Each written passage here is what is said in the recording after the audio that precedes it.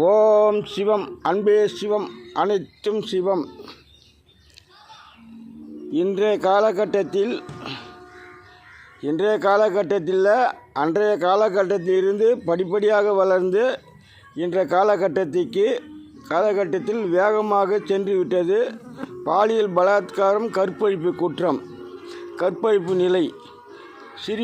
சிறுமி முதல் பெரியவர் வரை கற்பழிப்பு குற்றம் ஆளாகுவது 190% உழைக்கும் மக்களே.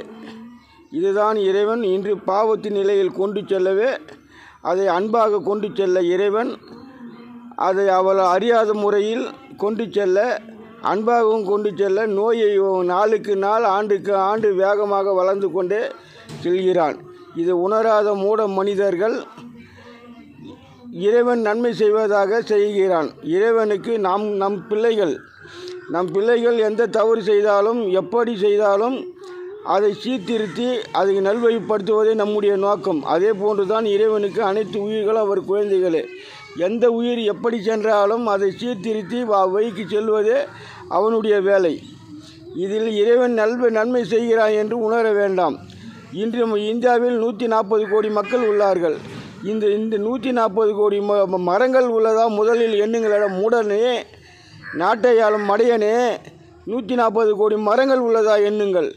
இந்த டிவியிலும் இந்த செல்போனிலும் உங்கள் பிராடெக்ஸில் மரம் இருப்பது போலும், நிலாவில் நெல் கதிரை அறுப்பது போன்று இது போன்று பல கிராட்பிஸ் மூலமாக மக்கள் முன் எடுத்து வருகிற அறியாத மனிதர்கள் இன்னும் இடைவெளி உள்ளது, பசுமைகள் உள்ளது என்று அவர்கள் நினைத்து கொண்டு வாழ்கிறார்கள்.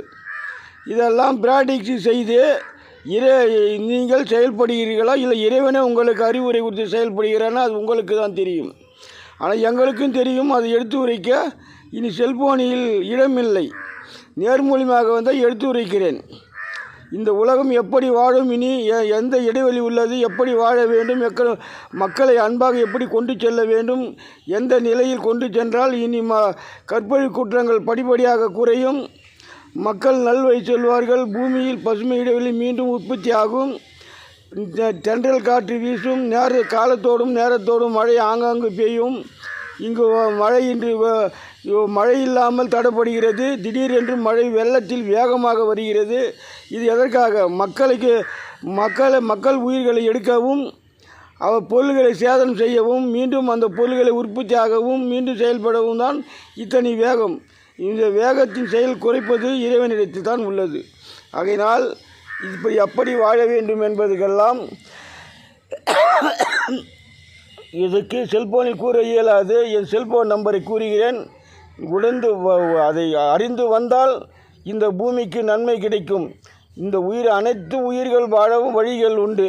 அன்பாக 99 94 57 71 34 இந்த எண்ணுக்கு தொடர்பு கொண்டு வந்தால் இந்த உலகம் வாழும் நிலைக்கு நான் நோயற்ற வாழ்வு அல்ல, சிறு நோய்கள் வரும், பெரிய நோய்கள் அடியோடு ரத்து செய்யவும் தடைப்படுத்தவும் பல வழிகள் உண்டு.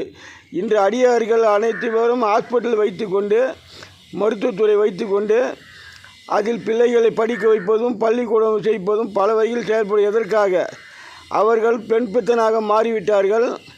அந்த பெண் பித்தனாக மாறி அந்த பெண்களிடத்தில் அவர்கள் பணம் அவரிடத்தில் குவிந்து வருகிறது.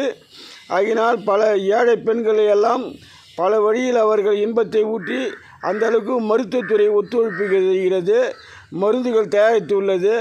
இதனால் அவர் செயல்படுகிறார்கள். கடைசியில் படிப்படியாக ஆசைகள் வார்த்தைகள் கூட்டி அதில் இயற்கை இன்பத்தை ஊட்டி அந்த பெண் பிள்ளைகளை எல்லாம் இன்று அவர் கடைசியில் சில ஊசிகளை போட்டு நோய்க்கு உற்பத்தி ஆகி அந்த நோயில் வரும்போது அவர்களை கிட்னியை எடுத்து அயல்நாட்டில் கொண்டு வந்து இவர்கள் படம் போட்டு அம்மனுக்கு நகை அலங்காரம், இது அலங்காரம் என்றால் இந்த தெய்வத்துக்கு அலங்காரம் எல்லாம் செய்கிறார்கள்.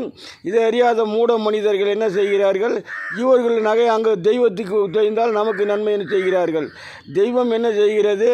நானாடா கேட்ட உனக்கு நகை உங்களுக்கு தான் தந்தேன், நீங்கள் எதற்கு தருகிறீர்கள் என்று அந்த அன்பாக இறைவன் என்ன செய்கிறான்? அவ என்ன செய்கிறான், நோயற்ற வாழ்வு நோயோடு உங்களுக்கு கொண்டு செல்ல அந்த பாவத்தின் சம்பளம் அங்கு கரைக்கிறான்.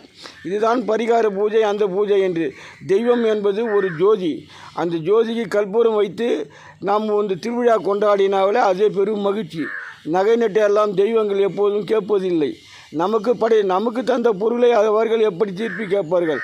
அவர் கல்லாக அமர்ந்துள்ளார்கள். அது கல்லில் உயிர் உள்ளது. மலைகளும் வளர்கிறது, நாம் காண்கிறோம். அதுதான் உண்மை.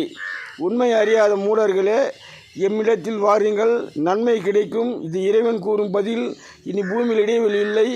ஆகினால் இறைவன் இது இத்தனை காலம் அமைதியாக இருந்து எடுத்து உரைக்கிறான்.